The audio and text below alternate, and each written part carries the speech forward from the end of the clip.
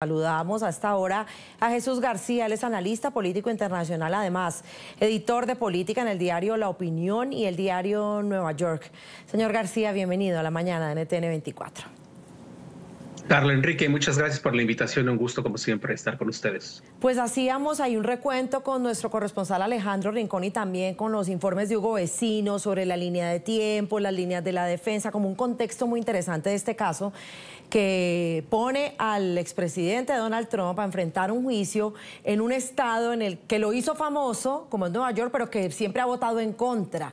Por eso trató siempre de sacar ese caso de ahí. Ya veíamos qué es lo que puede pasar, pero también nos daba esa cifra, Alejandro, de la encuesta. El 64% de estos encuestados de Ipsos cree que sí lo va a afectar en la campaña, solamente por el hecho de que tiene que hacer presencia como mínimo 8 semanas semanalmente a esa corte, mientras su rival, el presidente Biden, pues iba a estar viajando sobre todos esos estados indecisos haciendo una campaña como se debe. ¿Qué tanto de verdad lo va a golpear a Donald Trump este proceso que ha dicho pues que es una persecución?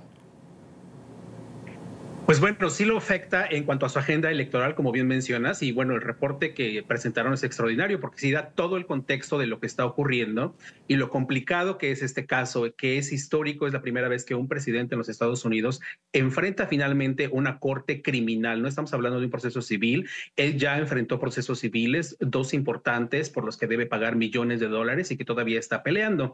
Esto sí representa un golpe fuerte a su campaña, pero también hay que recordar y tomando en consideración esta encuesta que señaló Alejandro Rincón, a quien le mando un saludo justo donde está, un gran amigo, un colega. Este dato es muy importante porque las encuestas que se han presentado a nivel nacional, incluso dividiéndolas por grupos de votantes étnicos y raciales, hay alrededor de entre 26 y 30%, variando, digamos, las cifras de votantes indecisos en los Estados Unidos. Es un porcentaje muy alto en las encuestas. Entonces, esto podría inclinar la balanza en definitiva por alguno de ambos candidatos. Y por supuesto, le da una ventaja al presidente Joe Biden para continuar su campaña, poder incluso hablar del proceso si es que lo hace, pero ahí hay que ver la estrategia que van a tener específicamente o si se enfoca a la agenda que ellos tienen, sobre todo para enfrentar los problemas económicos, el tema de inmigración y el tema de derechos reproductivos, que es donde se han enfocado. Pero en definitiva es un gran golpe para el expresidente Trump y su campaña. Gusto verlo, Jesús. ¿Cuál es la relevancia de la selección del jurado? Si nos puedes decir algo técnico y vaya, tienen que encontrar que no sean viciados, que no tengan ciertos perfiles, ¿no? Así es, Enrique, un gusto también saludarte nuevamente. Pues sí, en efecto, el proceso de selección del jurado es muy similar como lo que ocurre en los procesos a nivel federal.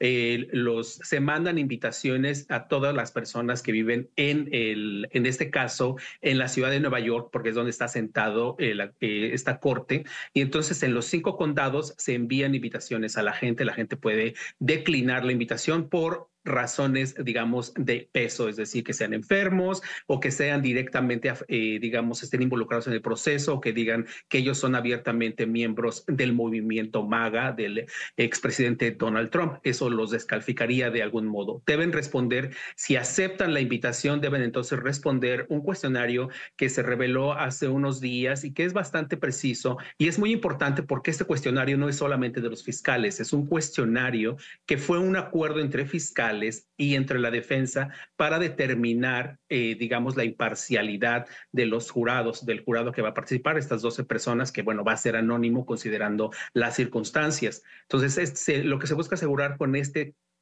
cuestionario, perdón, es básicamente que no estén inclinados a favor hacia un lado o a otro. Es decir, si una persona, las preguntas pueden resultar incluso obvias, de decir, ¿ha usted visto algún discurso de Donald Trump y está de acuerdo con algo que haya dicho o no? Es decir, preguntas que parecen básicas, pero que la respuesta es sustancial, es importante, elemental, para poder determinar si ese jurado o no puede ser descalificado. Ahora, cuando ya se hace el proceso, es una preselección.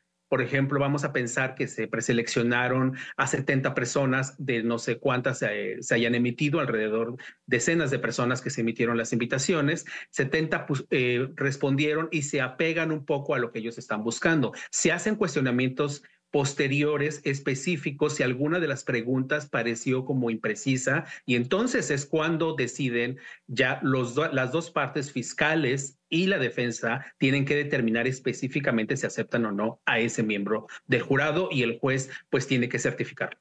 Para algunos expertos juristas dicen que los jurados dependen mucho de la suerte, pero también de la astucia de la defensa de saber rechazar o escoger esos jurados. Pero hablemos, Jesús, de quiénes son o quiénes serán esos personajes clave. Y antes de volver contigo, pues quiero mencionarlos para que hablemos de eso. Mire, los personajes más destacados de este juicio que comenzará hoy. Por supuesto, el protagonista, el expresidente Donald Trump, el republicano, tiene 77 años, fue presidente de Estados Unidos, el número 45, y se convirtió en el primer ex inquilino de la Casa Blanca acusado penalmente. Recordemos, acusado de falsificar documentos comerciales con el fin de ocultar el pago para obtener el silencio de la exactriz de cine para adultos, Stormy Daniels, con la que tuvo una supuesta relación sexual. Es turno precisamente para la exactriz de películas para adultos, Daniels. Su nombre real es Stephanie Clifford, actualmente tiene 45 años. Se espera que testifique en el juicio que comenzará en Nueva York este día.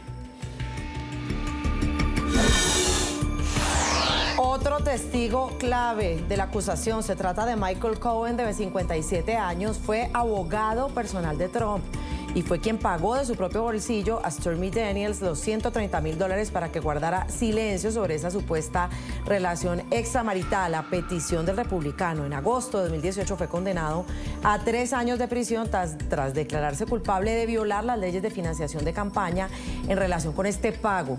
Se espera que Cohen detalle al jurado la supuesta implicación del expresidente, pero la defensa quiere impugnar su testimonio ya que fue condenado precisamente por hacer declaraciones falsas ante el Congreso de Estados Unidos. El fiscal de este caso es Alvin Bragg. Este fiscal se formó en Harvard y se convirtió en el primer fiscal afroamericano de la Fiscalía Local de Manhattan, donde se tramitan muchos casos delicados y financieros. Al principio fue criticado por un supuesto deseo de enterrar el caso de Trump antes de convertirse en el primer fiscal en acusar a un expresidente de Estados Unidos. De 50 años, también dirigió la acusación contra la organización Trump por una trama de fraude fiscal que se saldó con la primera condena penal del grupo a finales de 2022. El juez de este juicio penal contra Trump es Juan Merchan, de 61 años. Merchan, de origen colombiano, o sea, colombo estadounidense, tendrá la tarea de dirigir el proceso. Nació en Bogotá y emigró a Estados Unidos a los 6 años. Fue fiscal antes de ser nombrado juez de familia en el Bronx y luego magistrado de lo penal en el Tribunal Supremo del Estado de Nueva York. En audiencias anteriores advirtió a Trump que no toleraría ninguna perturbación del proceso y le impulsó la prohibición a atacar a los testigos y al personal del tribunal, también a su hija, ¿no?, en redes sociales, porque dijo que trabajaba con los demócratas. Por su parte, la defensa de Trump le pidió que se recusara precisamente por eso, porque su hija era consultora política demócrata y que ha tenido a Joe Biden como uno de sus clientes y porque hizo además una donación de $35 a la campaña del demócrata en el 2020. Al final, el jurado decidirá si Trump es culpable, pero el juez es quien fija la condena por los delitos de los que se le acusa y que contemplan, ya lo decíamos, penas de cárcel. El equipo de defensa de Donald Trump, hay 2 nombres que destacan. Se trata de los abogados Susan Necheles y Todd Blanquet.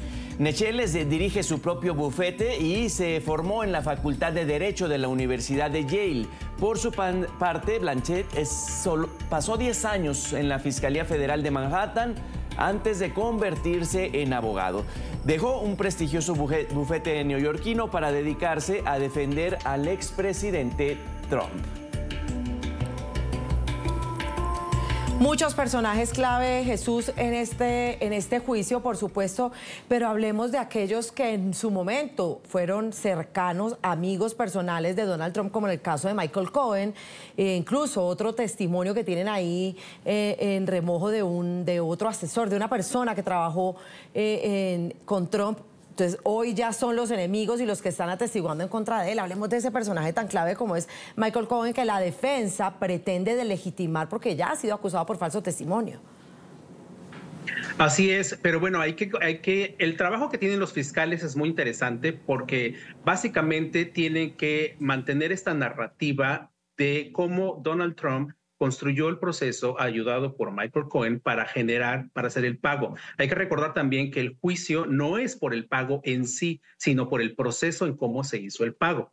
Entonces, Michael Cohen, yo podría considerarlo como el testigo estrella, porque él finalmente operó todo, es decir, creó esta cuenta bancaria a través de una empresa fantasma de algún modo para poder transferir dinero y después se le fue pagando ese dinero de manera personal por parte del expresidente, según la narrativa de las acusaciones. Ahora, Stormy Daniels podría, digamos, colaborar como parte de este proceso. Su participación es más mediática, yo creo, pero ayuda de algún modo a saber cómo recibió ese dinero, que es parte del proceso. Repito, el caso no es por el pago en sí, sino el proceso sobre esto. Es decir, que se violaron leyes fiscales y también electorales se podrían haber violado durante este proceso. Ahora, otro personaje que pudiera ayudar es este ayudante que permitiría, digamos, cerrar ese círculo. El trabajo de la defensa en este caso es, digamos, descalificar a los testigos. Es complicado porque, bueno, el sistema judicial en los Estados Unidos permite tener a personajes que estaban de un lado, digamos, en este caso de Donald Trump, que es el acusado, y después pues estén en su contra. Es parte del proceso porque obviamente ellos tienen algún beneficio y lo vemos en procesos judiciales criminales, incluso en organizaciones criminales, donde se traicionan entre ellos, porque, bueno, una de las principales argumentos que utilizan los fiscales es señalar quién puede conocer mejor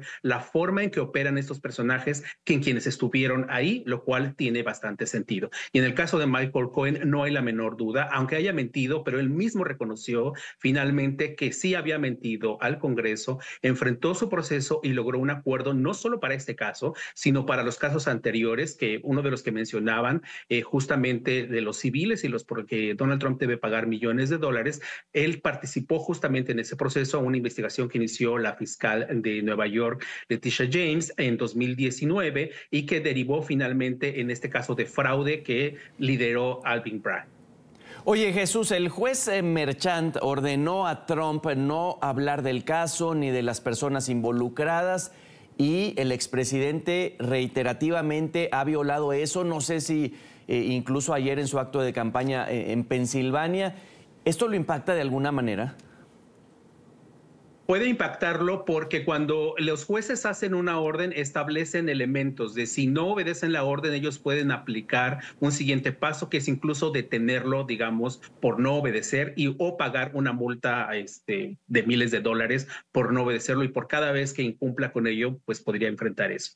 Ahora no le conviene a Trump seguir haciendo esto porque eso también lo descalifica por supuesto dentro del proceso y no permite a sus abogados, digamos, operar técnicamente en el juicio y en el proceso judicial. Esto comenzó, digo, cuando estuve la primera vez, cuando le leyeron los cargos en la corte ahí en Manhattan, vimos a un Donald Trump bastante molesto y la forma, ya lo conocemos, en cómo se refiere a las personas de una forma despectiva completamente. También hay que poner aquí en contexto que el juez Merchant, que ha recibido amenazas de muerte, él y su familia, incluso se le han enviado paquetes con elementos, con polvos, por ejemplo, sospechosos, que finalmente no resulta nada, pero que afectan evidentemente su vida cotidiana, pero nos ayuda a dimensionar la importancia que tiene este proceso judicial para los Estados Unidos. Entonces, Donald Trump le queda solamente su red social donde se ha estado expresando y donde lo veremos seguramente continuando despotricando en contra del proceso judicial,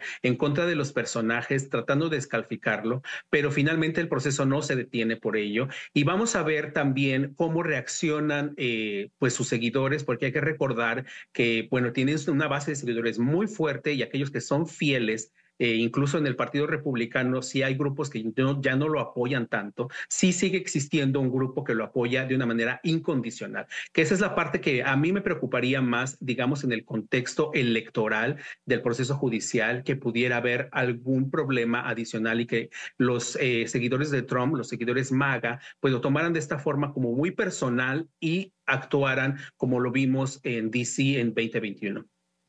Ya veremos qué sucede. Por supuesto, estaremos informando y analizando porque no solamente Trump, su defensa, sino también los seguidores, pues dicen que Trump es víctima de una justicia selectiva y politizada. Jesús García, analista político internacional, además editor de política en el diario La Opinión y en el diario Nueva York. Gracias por estos análisis y opiniones en la mañana. Muchísimas gracias por la invitación. Que tenga muy buen día.